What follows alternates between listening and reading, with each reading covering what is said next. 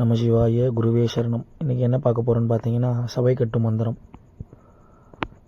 அதாவது சபை கட்டு மந்திரம் அப்படின்னா என்னென்னு பார்த்தீங்கன்னா, நிறைய நபர்கள் கூடி இருக்கக்கூடிய ஒரு இடத்துல அவங்கள நம்ம கண்ட்ரோலுக்கு கொண்டு வர்றது தான் சபை கட்டு மந்திரம். அங்கே வாக்குவாதம் ஏற்படும், நம்ம சொல்ல கேட்க மாட்டாங்க. அவங்க அனைவரையும் நம்ம சொல் கேட்டு நம்ம சொல்கிறதுக்கு தலையாட்டுற மாதிரி அவங்கள நம்ம கண்ட்ரோலுக்கு கொண்டு வர்றது தான் சபை கட்டு மந்திரம். இதை நமக்கு முரண்பாடாக இருக்கிறவர்கள் இடத்துலையும், ஒரு கூட்டத்துக்கு போகிறோம், ஒரு பஞ்சாயத்துக்கு போகிறோம் அப்படின்ற இடத்துலையும் நம்ம இதை பயன்படுத்தலாம். நம்ம இப்போ கொடுக்க போகிற மந்திரம் பார்த்திங்கன்னா, சுமார் 300 பேர் வரைக்கும் கட்ட முடியும். 300 பேர் இருக்கக்கூடிய ஒரு சபையை கட்ட முடியும். அவ்வளோ அற்புதமான மந்திரம்.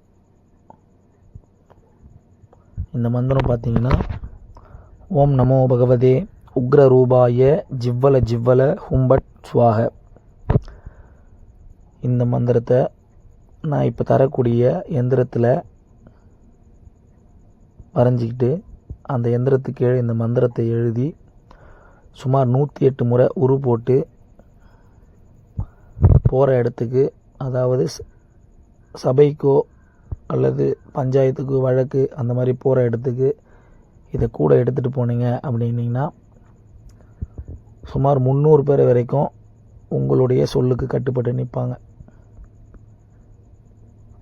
அப்பேற்பட்ட மிகவும் சக்தி வாய்ந்த ஒரு சபை கட்டு மந்திரம்.